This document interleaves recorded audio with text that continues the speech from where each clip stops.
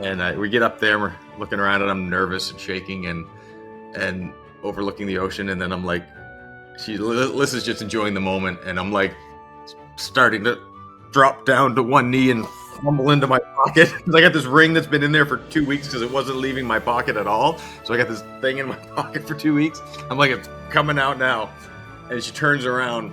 As she's turning around, I'm holding up the box, the ring, and I did the little lead-in speech of, as you do, leading in. Then I'm like, and again, I was so bloody nervous, and I'm like, Liz, will you be my husband? Love stories fill us with joy and inspire hope for the future. And a true life romance can remind us that sometimes just one spark is all it takes to change everything.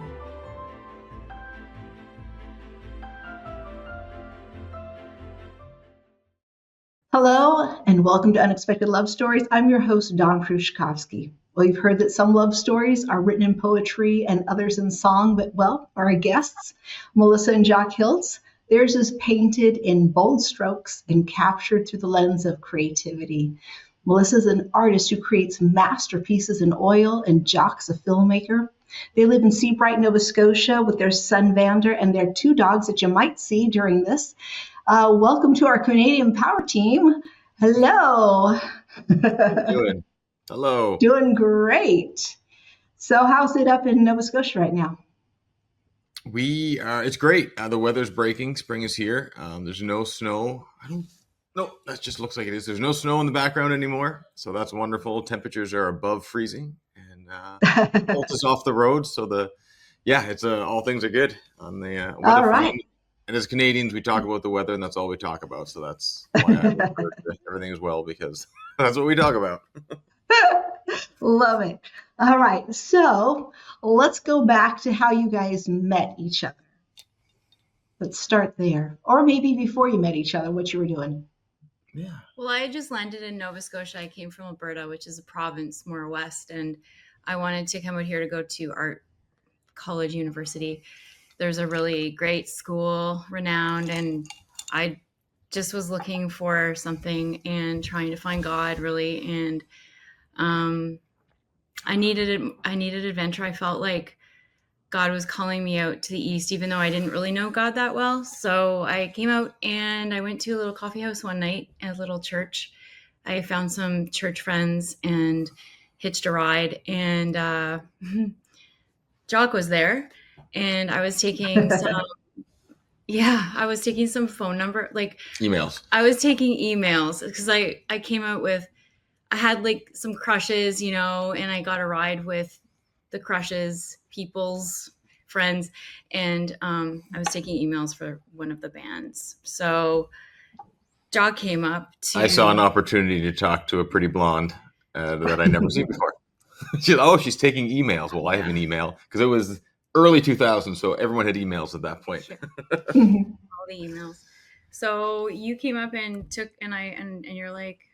I think this is the part where it's I was 19 at the time and she was 25, and I walked up and her head was down taking emails, and she looked up and didn't say hello, didn't say anything. She stared at me and she goes, "You have the most incredible eyes."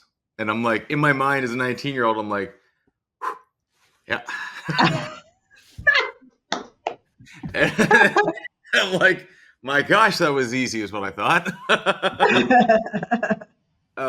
And I was just literally like, wow, I wonder what country he's from. Those are interesting eyes, because I get mistaken for being Asian a lot. I had some, now the names would be derogatory to say, but in high school, my name, I had some names that everyone thought I was Asian. We've had Chinese exchange students here visiting, staying with friends at our church, and they ask what program I'm over from. And we've had friends from Hong Kong looking through photo albums thinking that I was Japanese. And like, this is one of my favorite stories. We had Asian carolers show up at her door a couple of years ago singing Christmas carols. Mm-hmm. And when they were done, she talks to me in English, and she's like, oh no, I think she may have talked to me in Mandarin. But she talks to me in English, and she's like, "Oh, I thought you were Chinese. You have the cheeky eyes. And I'm like, thanks. I don't know if I'm supposed to laugh, if I'm allowed to laugh. But then we went to a lunch and there was a guy from China and he thought you were also like Asian. Yeah. So anyway, so she was looking at my eyes. I just thought his eyes were great, and that's it. Because I had a crush. That's the truth. His eyes are great, and I like you. That's it. And actually, I think you're following. And your little gun went. Oh. He did, but he's 19, so he doesn't know that. No. He just it doesn't. No. That's not a thing. He's like, I'm amazing. I'm amazing. But everything about me is amazing. But what she didn't say was she said my eyes were amazing. But what she didn't say, and she was thinking, was my hair was too big and my pants were too tight. I think that was the the thing that she never said.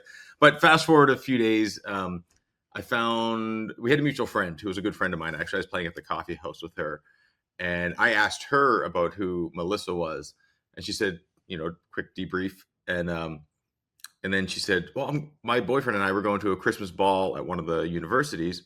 Why don't we do a double date? And I'm like, sure. And actually, it ended up being a triple date with Luke, who you met at NRB, who's now my best friend and my boss and business partner, etc. They went on a triple date with all three of us, and so we did one date, which is great. I showed up and picked her up, and we went, and it was great. And then I can ask Melissa what made you say okay to go out with this guy? Well, my friend begged me to just do this, that he's so nice, and I'm like, oh, not interested in nice people. I was just like not in. I just wasn't interested. I just knew what I liked, of course. And I like to joke. She was in art school, and she traveled across the country in the van and mushroom picked and tree planted. No, and I said the reason she didn't like me is I was different from all the other men she dated. I had a job. I was going to school. I had a car. I didn't make my own pants. Yes. There was a lot of things about me that was different from her regular type. Also had teeth. I had teeth. That's right. I also had all my teeth. Bit of a transient person in the past I have been. So not anymore. But it was wonderful to go on a date with him. He was very kind to me, and he picked me up in like my favorite kind of car, one that I would have, in the days when you would write a little list to God, what you have on your little wish list. I definitely had that for like a future husband. I want to have a husband that likes Volkswagen cars. I love Volkswagen cars. And he shows up in a Volkswagen. Oh. But the problem with the Volkswagen was that it was lowered and the windows were tinted and the exhaust was like louder. And I was like, oh, well, I forgot that I don't like that.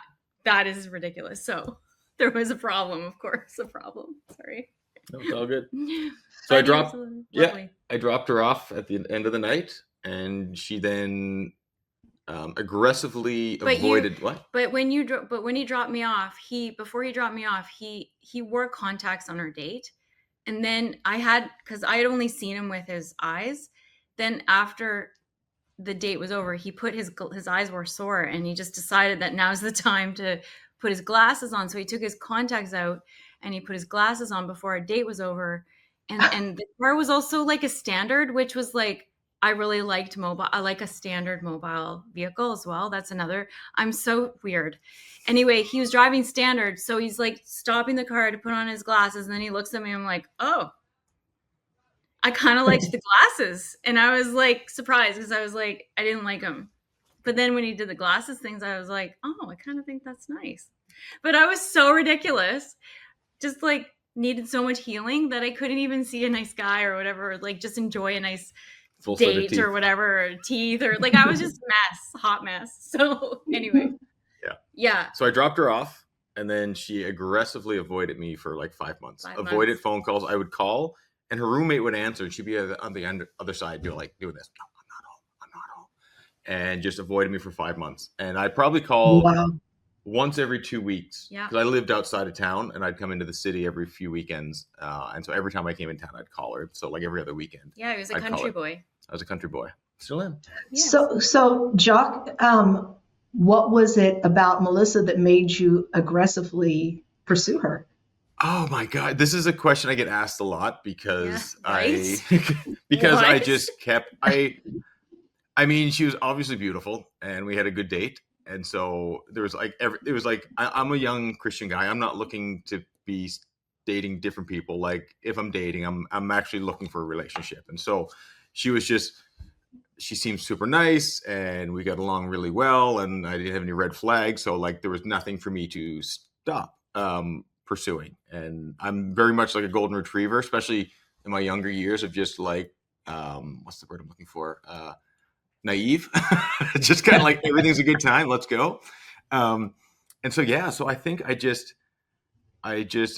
looking back, it had to have been the Lord just kind of like protecting me from rejection, because that's what I was getting hard. But yeah, so it was just kind of like, and I'd just be like, oh, I'm driving into the city, and I would just, well, she lives there. I'll give her a call. Maybe I'll catch her when she has some time off, and that was my Just mindset. a nice guy, like just friendly, kind. Yeah, And I was like the weirdest, hottest mess ever. So it's so funny that he would even remember me. yeah. And then I called her one time, Yes. about 4 or 5 months into this, not answering my phone calls. She answered. It was February Do 15, you want to share? Yeah, go for it. 2003. You called me and I sounded not very nice when I answered. I happened to answer. She happened to answer, so that was weird. And then she just seemed distressed, kind of like in a panic, in a hurry. Yeah. Wasn't rude. She was quite, considering I'm like, something's going on. But she's like, I'm sorry, I can't talk right now. I got to go. And just kind of hung up. And I'm like, that was. Yeah. So go ahead. So I was on the other line. That was the day when I didn't have a cell phone, and I was on the other line with my dad, who had just called probably about maybe like 3 or 4 minutes prior to Jock calling, on the call waiting, beep beep. And my dad had just told me that my brother had been in an accident and died. And I was like trying to wrap my head around it, and then Jock calls me.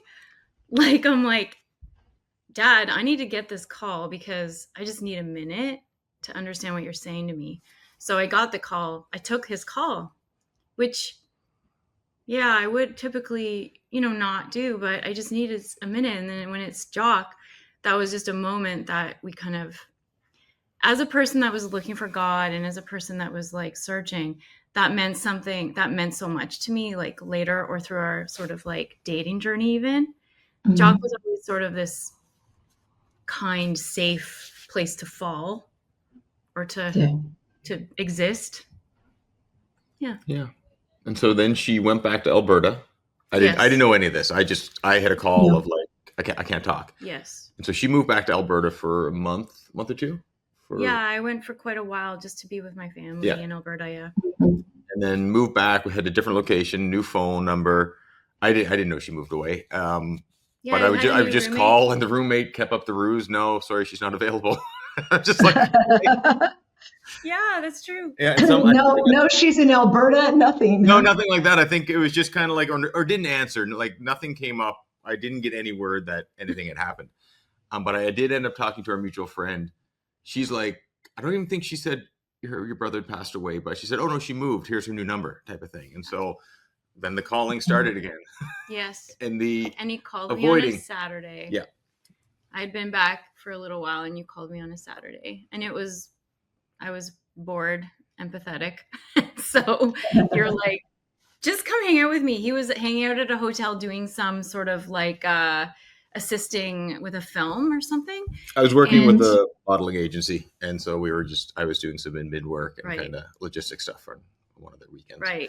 And you're like, it's really fun at the hotel. Just come hang out. Oh, we can have a coffee together, whatever. And he's like, I remember him saying, because I was like, oh gosh, I don't want to hang out with him. I had a Christian roommate now, so it was nice. I didn't have to I had never had a Christian roommate, so I had a Christian roommate now at this point, and so it was cozier. It was just more relaxing, so I didn't need to go anywhere. But he's like, Melissa, you have nothing to lose. Give me a chance. He said. I remember him saying that. Do you remember saying that? Wow. I remember you telling me I said that. You said that. Okay.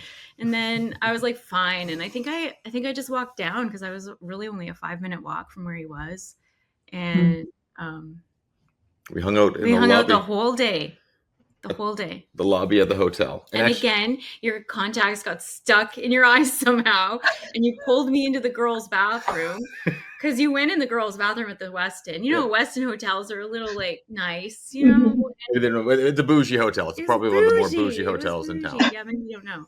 You're lovely. Anyway, he pulls me in the girls' bathroom, and I'm like, "This is ridiculous." I'm like, I need you to help me. I need you to help me. And his eyes are like everywhere. And I was like, "What? What is it about your eyes?" But what happened was my eyes, out of their irregular shape. When I wear contacts, they easily slip up under my eyelid. So it slipped up under my eyelid. But what I didn't realize is that had happened 2 other times in the last day or two. I had 2 other contacts caught up under my eye, plus the third one went up. So we're like fishing contacts. So I didn't know how many were up there. Oh my goodness. At least 3 out. Super romantic. Right? That's a great date. Great second date. What? Great second date. Yeah. Right? He's a keeper. Yeah. What is the shape? What is that foreign object in your eyeball? This is a lot. We're in the girls' bathroom. It's weird. Okay. Yeah. And so then the next day, we made a plan to hang out the next day. And I said, well, I go to this family camp every summer, about an hour away. And I have a cabin there, and it's spring turn on. So we go in and we turn the water lines on. We open everything up.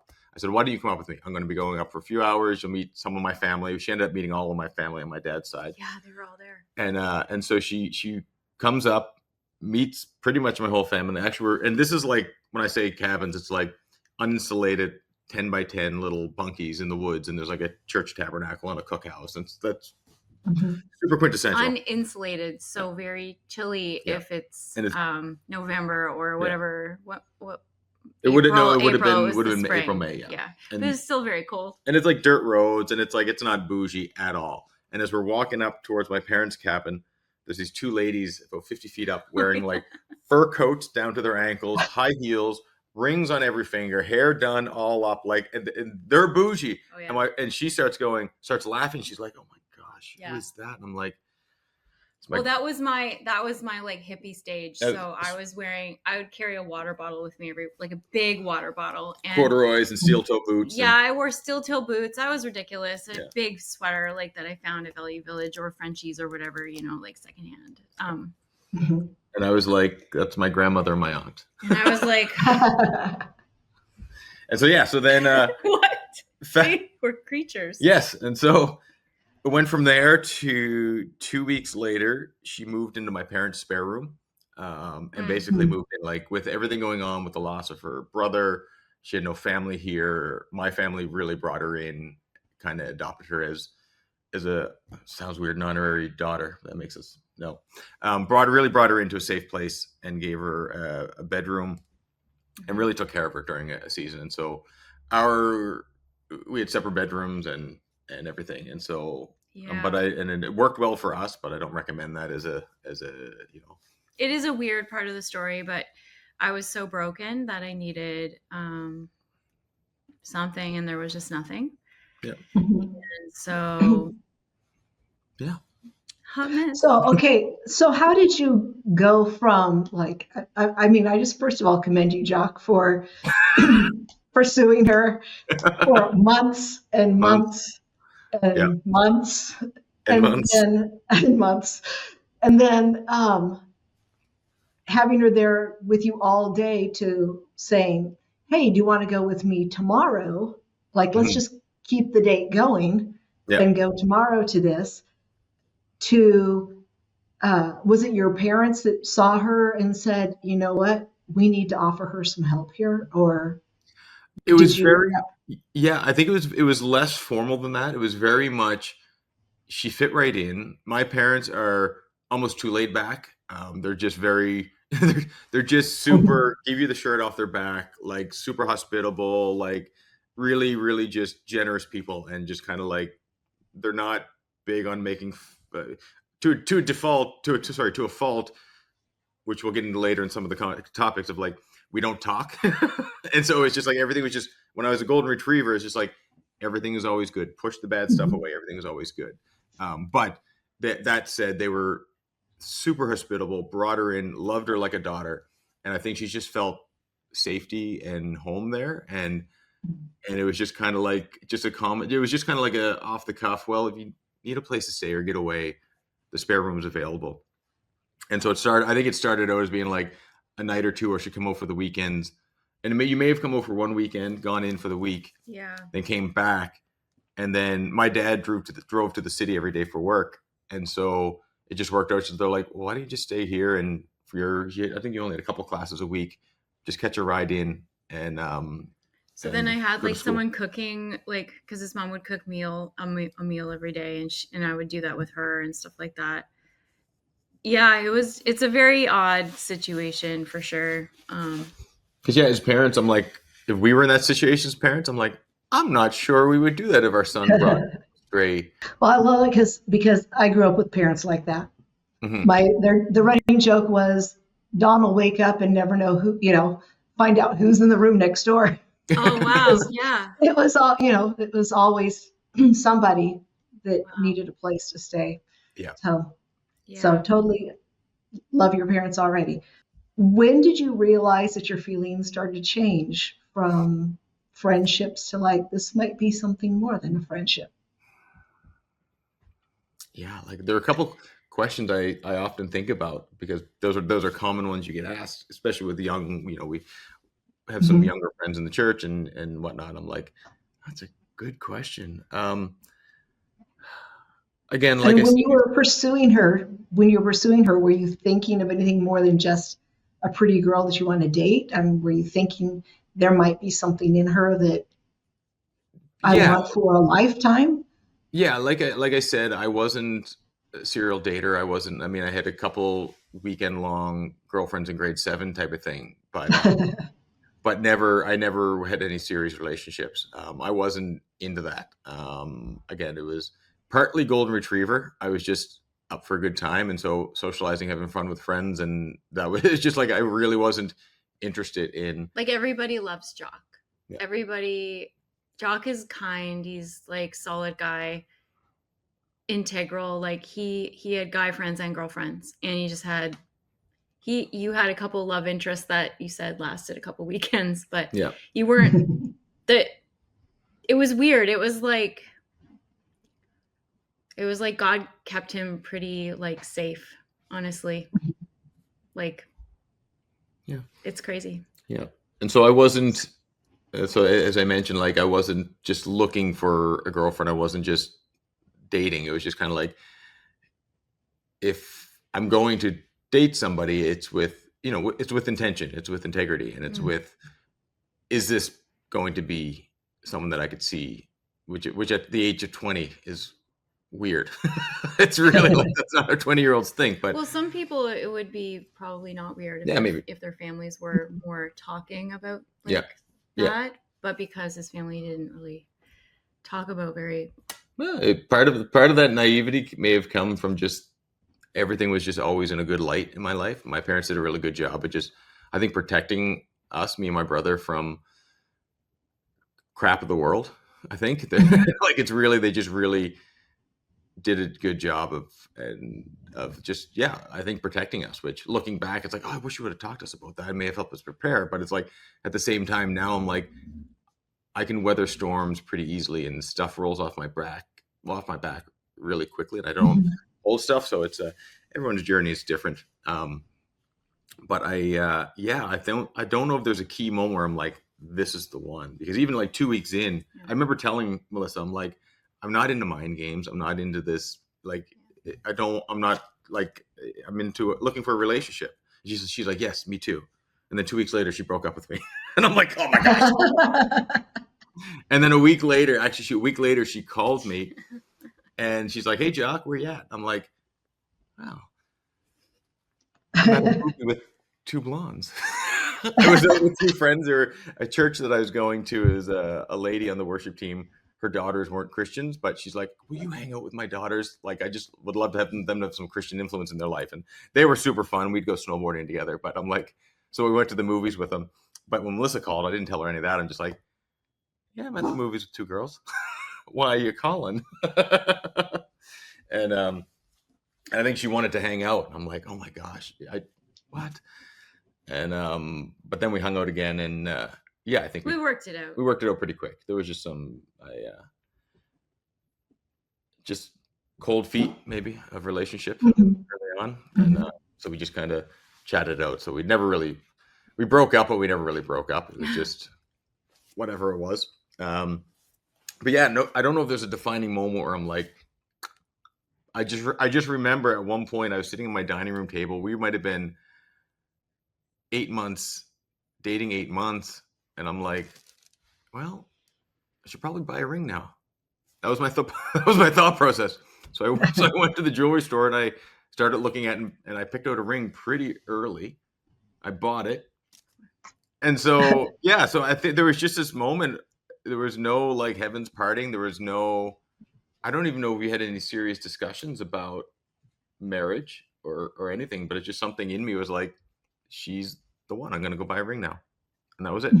And so I bought a ring and I kept it in my sock drawer for months because we were youth leaders at a youth group at that point, and we were planning a trip to the UK. We're taking the youth group to the UK to Soul Survivor, which was a big youth conference at the time. And I'm like, okay, this would be great. I'm going to propose in England. I'll have a great story. I'll find the perfect place. It'll be magical, and we'll have a story to talk about on a podcast in 20 years. But I think part of our journey for coming together and like thinking about marriage and everything, everyone's different. And I think just the way that I'm wired and the way that Jock's wired, it was just working. And we just cared about one another. And Jock cared for me in a way that no one had ever cared for me before. He truly was like a real person. He wasn't like, he just cared for me in such a lovely way. He loved me in a way that, and he knew God, which was like, I'd never, ever dated anyone that knew God, spent time with God, wanted to know God, wanted to do what God wanted. Like, I never dated a Christian guy before. So I was always looking for God, and he just was living his life this way. So we had some really great friends that were sort of like mentoring us in our relationship, even because I was getting a lot of healing and Jock too was getting healing, but that's what brought us together. Like God brought us together, and in all of our differences and our family differences and all the things, we just were coming closer, and it was becoming healthier.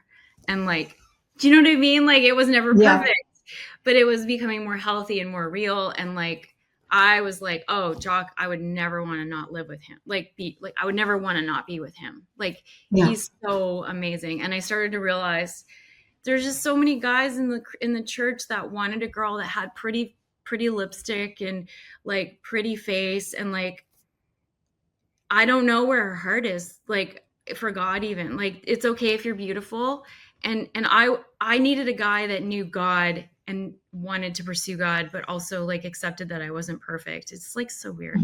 But like I met a lot of Christian guys that were not really actually interested in God. It was really strange. And Jock had both interest in God and interest in like real life. Because I don't know, do you know what I mean? Like, am I explaining that? Yeah. I mean, I even went on a date with one Christian guy, Don, and he quoted Proverbs 31 to me. I didn't even know Proverbs 31 because I was getting to know God. And he's like, I need a woman in my life that's like the Proverbs 31 woman. And I was like, I didn't have a phone. I couldn't Google it. Like, I was like, yeah, that's amazing. Eating pizza. I'm like, cool. I'm going to be a Christian. I want to be a Christian. I want to know Jesus. And he's like, yeah, Proverbs 31. I was like, I'm going to do that for this guy. Like, come on. Yeah. We got to do better. It just makes me weepy because there's so many amazing people out there and their hearts are like locked a bit. And they're like, well, that's not perfect. So I'm going to discard that person. Or, like people won't like spend the time or like get the healing so that they can show up better for one another. We need to show up for one another. And so Jock showed up for me. How do you know when you're falling in love? Join us for the Love Unexpected podcast. This true life romantic journey dives into the whirlwind story of how one woman's life miraculously transformed, leading her across the sea where she discovered the love she didn't expect. Listen now on your favorite podcast platform.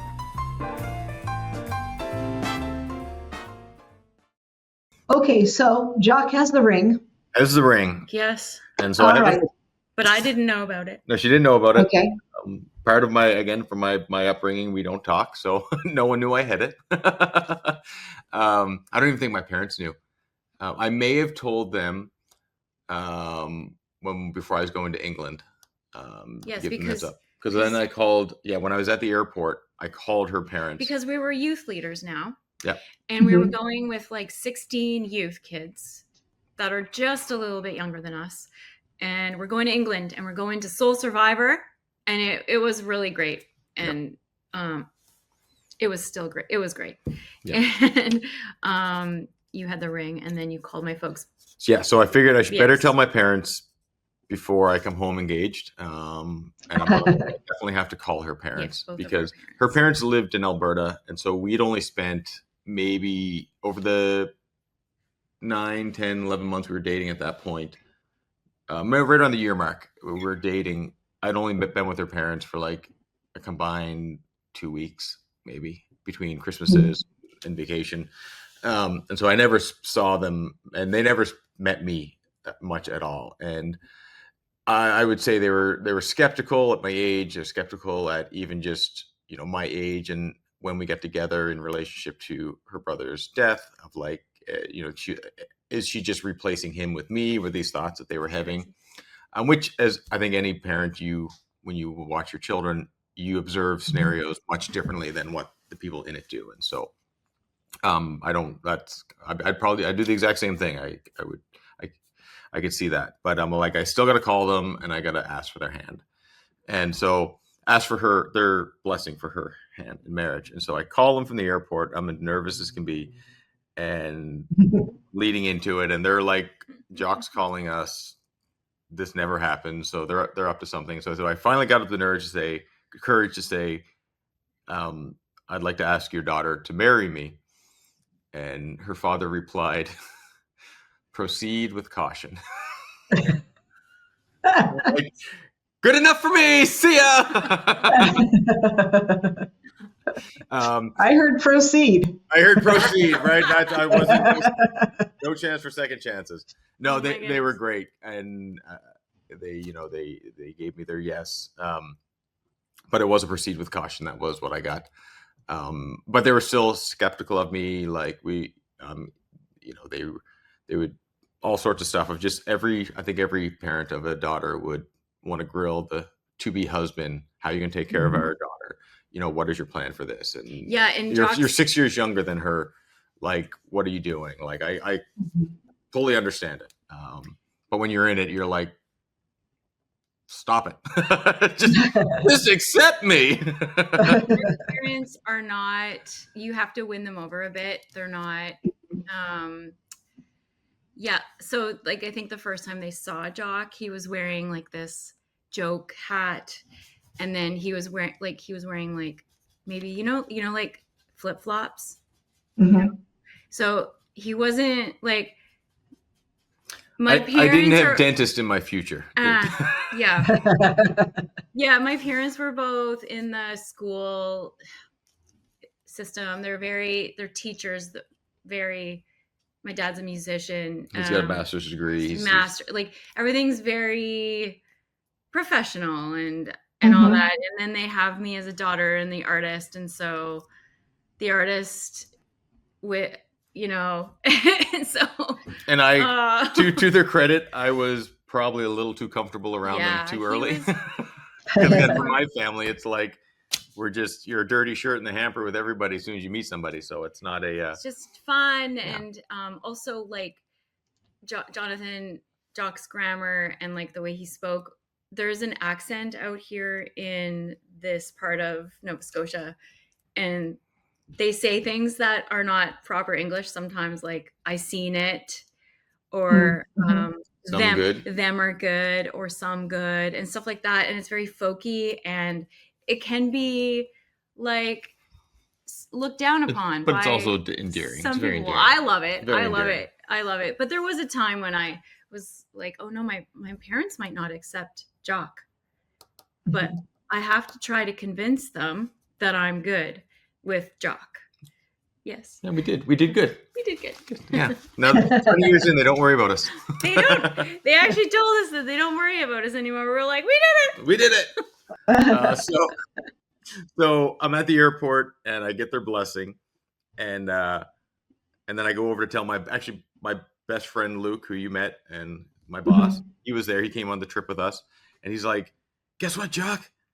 I just proposed to Carolyn." I'm like, "Oh." And I found out that 5 other of my friends got engaged like in the month leading up to us going away. Yeah. And so then I'm like, then I got this ring in my pocket. I'm like, I don't want to just look like a bandwagon jumper, like everyone's getting engaged. So I'm just like, I almost didn't propose because I'm like, oh man, like but we went, but Luke was like, when I told him, oh, I got a ring, and I showed him the ring. He's like, oh my gosh, if you need any help, let me know. I'll help you do whatever it needs to set it up for you. He's really sentimental and really big on like making moments special. That's his thing.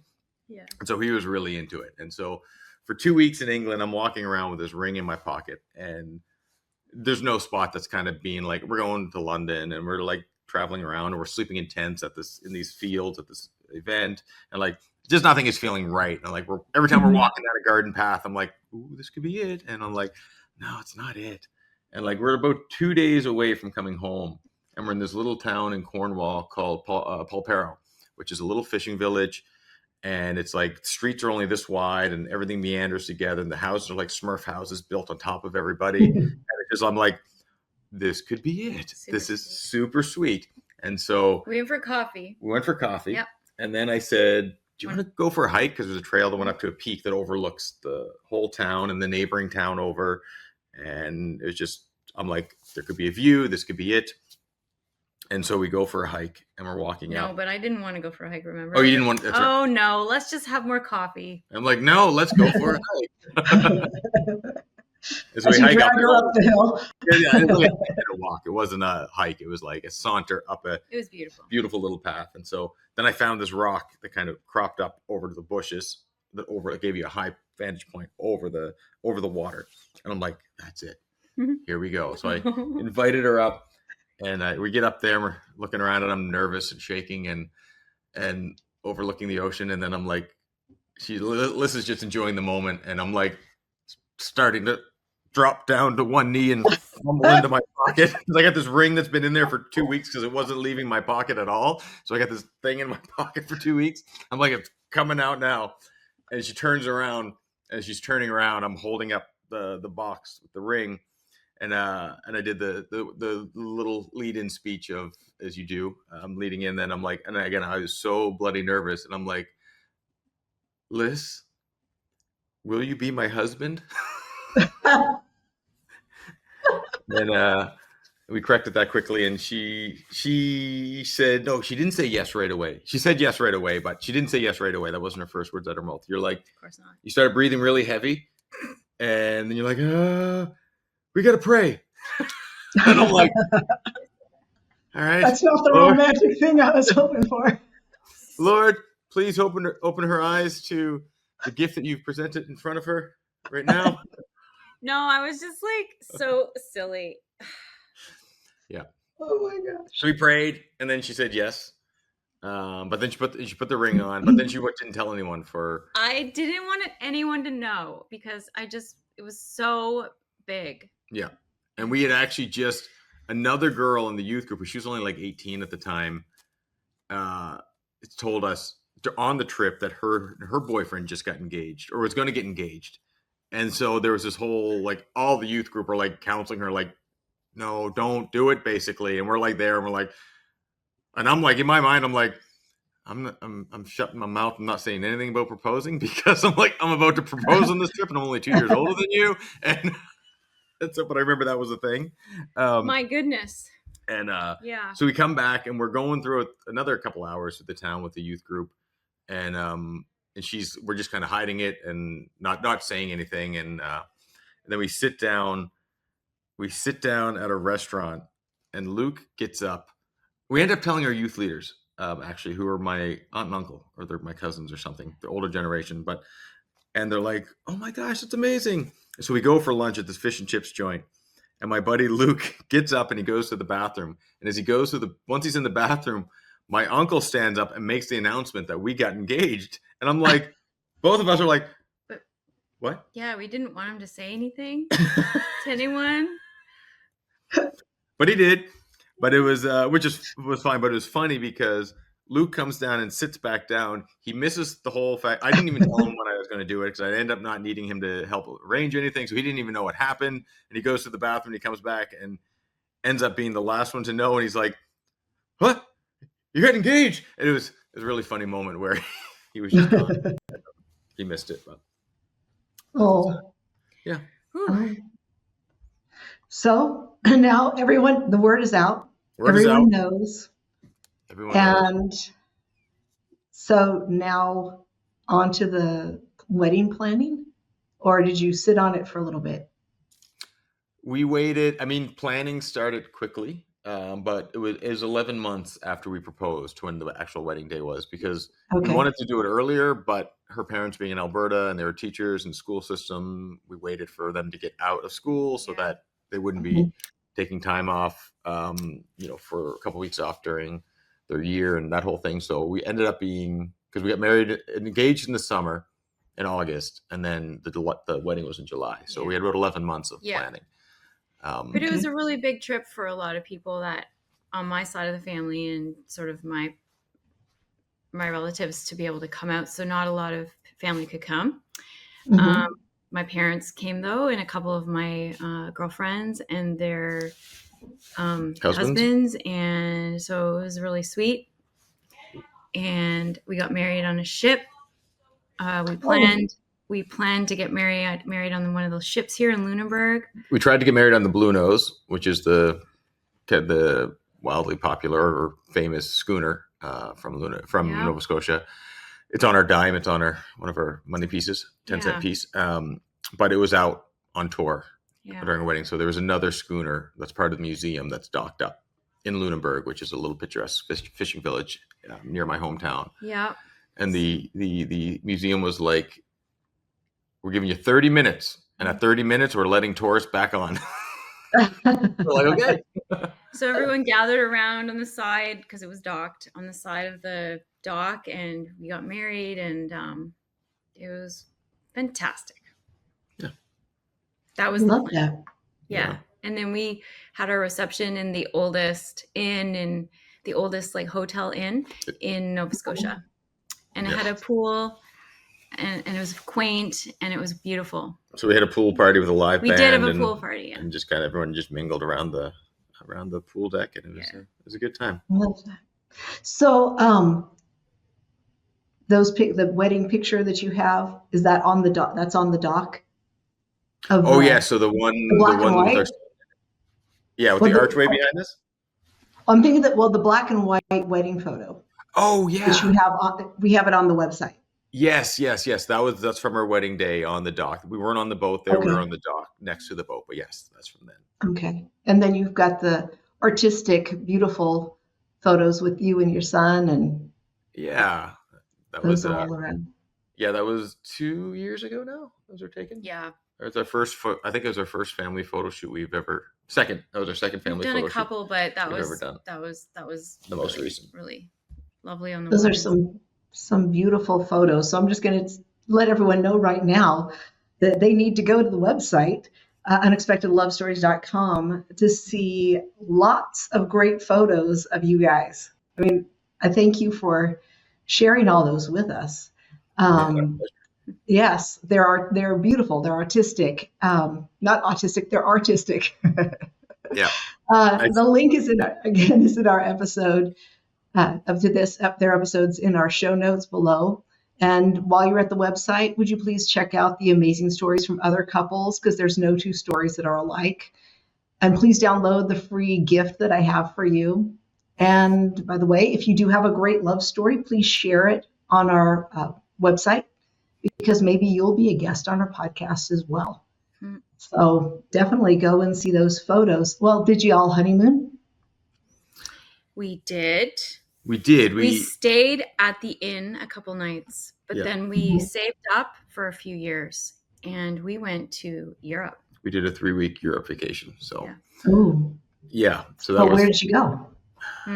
We landed in Paris, and then we went to Amsterdam, and then we went to Rome, and then we went back to Paris. It was amazing. Yeah. My aunt and uncle lived in Versailles at the time, and so we would stay with them and then just shoot out for a couple of days into this country, and then out to this country, and then out to this country. And it was amazing. It was, but we ended up going to Amsterdam last, which was at that time I didn't want to go. I just legalized drugs, legalized prostitution. I'm just like, why would I want to go? But Melissa's mother immigrated from the Netherlands when she was really, really young. And so there's a huge Dutch connection, her being half Dutch. And the Canadian Townsend family was kind of, when they immigrated, the dad was a bit of a scoundrel. So there was not much communication at all. And so there's really none. A couple letters. Yeah, my grandfather had a second family in like another province. Like he had another child and everything. And my mom didn't even know it was, and her sisters and her brother and her mom also didn't know. And so it was brutal. And so when we went to Holland, we had a phone number and we were able to kind of get connected with my mom's family because there had been no connection, and she just had a couple phone numbers, and it was her aunt. And so we were able to, it was really wild, actually. We were able to connect with my mother's family, and it was the first time since they immigrated, like back in the 50s when your mother was first born, that there was no physical contact. And so we were the first people to make contact. So it was a very emotional. It was very emotional, like prayer. Like it was a very prayerful, emotional experience where you feel the breaking happening, and it was wild. And my mom and dad went right after we got back, pretty much to go and see the family because they just all were welcoming, both sides of my mom's side and her father's side. The scoundrel father had amazing family. So she's been connected with them now, but it was just like the breaking of that was insanity. Sometimes I can't stop the tears. And it's just like, I don't want to be crying, but I am crying. And it's just like the tears, the healing tears, Yeah. But, and I'm so glad that you were brave enough to be used to do that breaking, and bring that healing to your family. That's quite amazing. Yeah, it was really cool to watch like the families come back and forth, and they'd vacation here, then her parents would go over, and like different family members would come over. And it was just a really restorative thing. And I think some of the family members have passed away since. I think so. Yeah. I would have to talk to my mom again. I haven't talked to her about it for a while, but there's a couple things like that happening now. So they got to time meet goes before on. That. They got to meet before. It was really special. Yeah. That's sweet. And I like that. I think that's a wise thing, is to do your big travel like honeymoon later. Well, we did like a week down in Chattanooga because we got married in Tennessee. Yeah. And did a week in Chattanooga just to get to know each other, and you rarely leave the hotel, And then the next year we were in Europe, and we went to Germany and to Holland, and it was just beautiful. Amazing. Yeah. Got lost in the red light district. Oh, funny. So I think we just turned this corner. We're farther in. It was funny because Amsterdam ended up becoming one of our favorite cities. It's just, I couldn't believe how clean it was. We were there leading up to, I think it's called Victoria Day or the Orange Day, Queen's Day, whatever their big national holiday, the Queen's Day. And so it was everyone was out in like full force, and it's a super clean city. They have so much Canadian pride, Dutch pride, but because of the liberation in World War II, where the Canadians really liberated Holland, they love Canadians. And so like we were coming in, there were stories of like, there's one little shop, we were looking in, just about to walk in, and the lady was like, no, it's locked. And Melissa just yells through the window. She's like, oh, we're just visiting here from Canada. And she's like, you're Canadian. And she ran over, opened the door, brought us in. She got us lemonade, I think, and like set us down. And she's like, open all of a sudden again. It was awesome. And there was just, it was almost, it felt a little bit like being a celebrity at times, because when you said you were Canadian, because there was such a respect for what the Canadians had done for their people so many years ago. And so it was an amazing time. And the trip was fantastic as a whole, but Amsterdam was a real surprise. It really, I think I didn't want to go, and then I didn't want to leave. Yeah. Love that.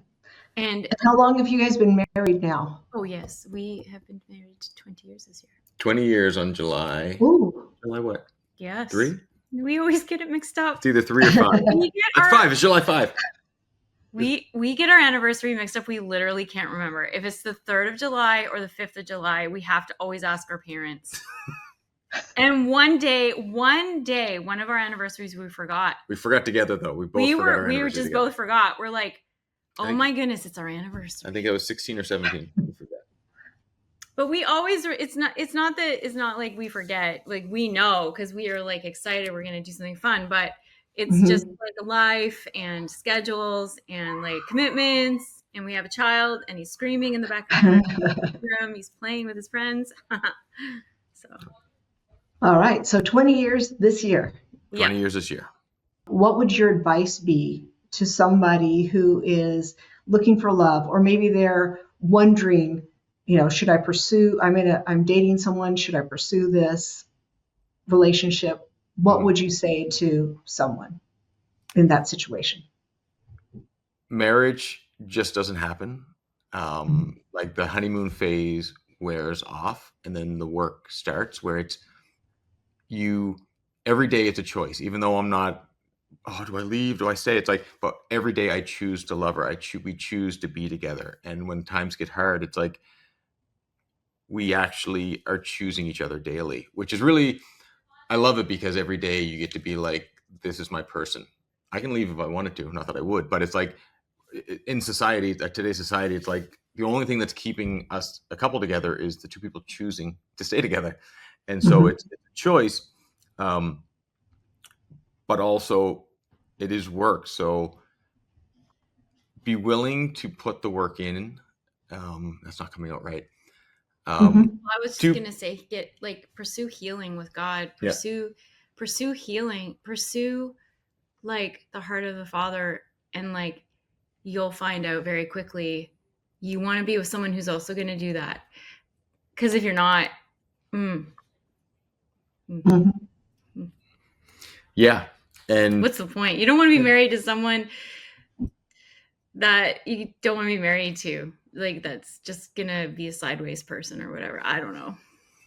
Yeah, and be willing to lay things down for each other, because it seems like may seem like a sacrifice, and people are like, in today's society, don't change for anybody, be yourself. And it's like, well, no, I'm laying things down, which may seem like a loss, but it's so I can pick up something together, and so actually it's an addition, and being okay with things changing, and letting go of things in your life, and choosing to work together and put in the work. Because it's if two people are willing to put in the work and willing to change when things get hard, because often when things get hard, it's because, there's some rough edges that are going to get sanded down a little bit. And so if two people are willing to change a little and come together in that, you can get through anything. You can really work through a lot. Again, that's not coming out as soundbitey as I'd like to. My thoughts are scattered, but it's just, editor, do something good with it. Well, I think I want to add a little, I think that a lot of people think that marriage is just like the romance piece and the love and the you know, that part of marriage is like really elevated or highlighted or like put on a pedestal. But marriage is like what Jock said, you're really choosing everything. You're going to do everything with this person. Do you want to change with this person? You know, Yeah. because you change. We all change. We change so much. Our ideas expand. Our like Jock has permission to like call me out, like for sure, like because I can get all like Feisty. and he gives me permission to do that in his life. And so we have a really good friendship and also relationship. Like we love one another and we care and we like, I care so much. Sometimes it's annoying, you know, like, no, did you pack a sandwich? I already asked, did you pack your sandwiches? Like a mother, like with my son. He's like, yeah, just like let it go. No.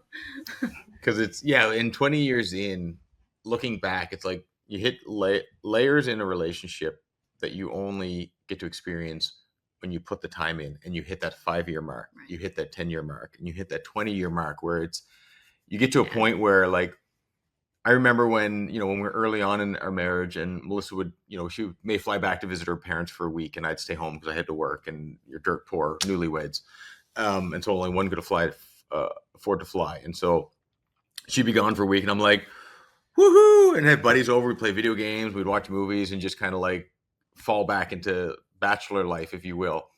But then you get to a point where it's like, she'll go away for an afternoon or for overnight with the, for example, I can't give an example why you would go. I never leave. Because you never go away anymore. But it's like, when she does go out for an extended period of time, it's like a couple hours in, you're like,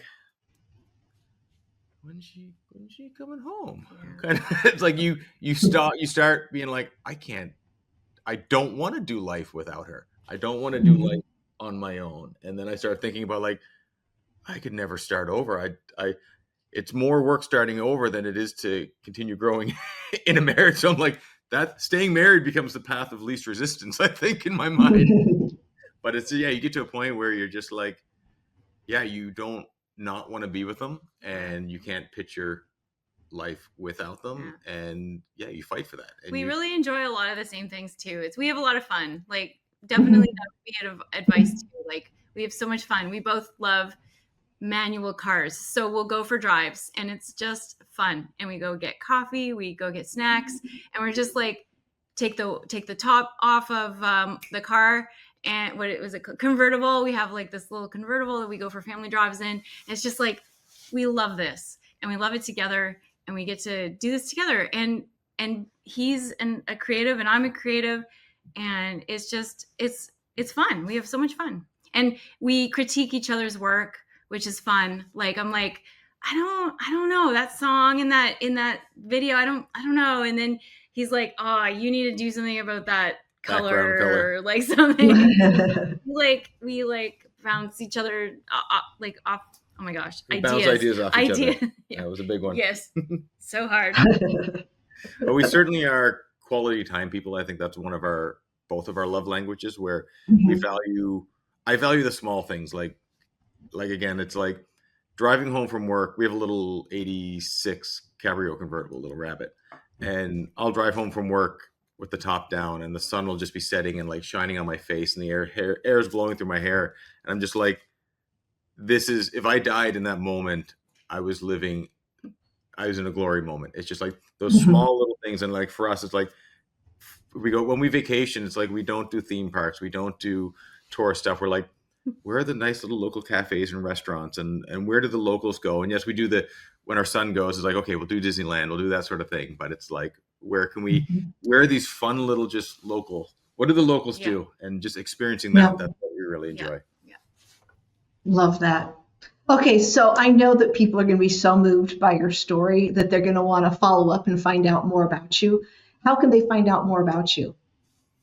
Well, Melissa, you got your art account on Instagram. That might be a good way. I have my Melissa Townsend art Instagram account on Instagram. That's the one. Instagram. And then Wait, let me get that. Yeah. Melissa Townsend. Okay. Art.com. No, Yeah. oh, that dot. Yeah, that's my website, but that's good too. You can contact me through there. But yeah, lots of art and arty things happening there. And yeah, and then you. For me, Jock Hilts on Instagram, but I don't really do social media, despite being in media. But I am that. You'll see my previous life there, everything up to a couple of years ago. You might get back on some things. Yeah. Do some more social stuff. But maybe what might be fun is I started a new YouTube channel with some Hallmark actors in town, and so we've been kind of putting a lot of work into that, and so that might be fun to check out and plug them. It's called I Play One on TV. I play number one on TV, and so then they're renovating a house, so it's kind of like DIY lifestyle, breaking the fourth wall of an actor's life, and me and my son pop into the videos every now and then, and so yeah, that might be the easiest way to see me. Okay. All right. Love that. Well, I have to tell you that your story is just, it's beautiful. It's fun. It's creative. It's healing, and it's perfect. If you were moved by this, my friends, then I just ask you to please follow this podcast and please leave a 5-star review and write a comment, because your interaction actually helps our podcast get in front of more people, because we're trying to get love stories out there. There's just not that space yet. We've found a brand new space, which is love stories. And so we're trying to build in that space. So would you help us? And always the best thing you can do is just tell someone who loves a good love story to check out these stories. Remember, you can find out more about Jock and Melissa on our website, unexpectedlovestories.com. You have to go see, there's beautiful pictures. Again, the link is in the show notes below. And I hope that your heart feels lighter, full of hope, and full of joy after hearing this story. Because, sometimes the best love stories are the ones that you never saw coming. So keep your heart open, because love's waiting for you. See you next time.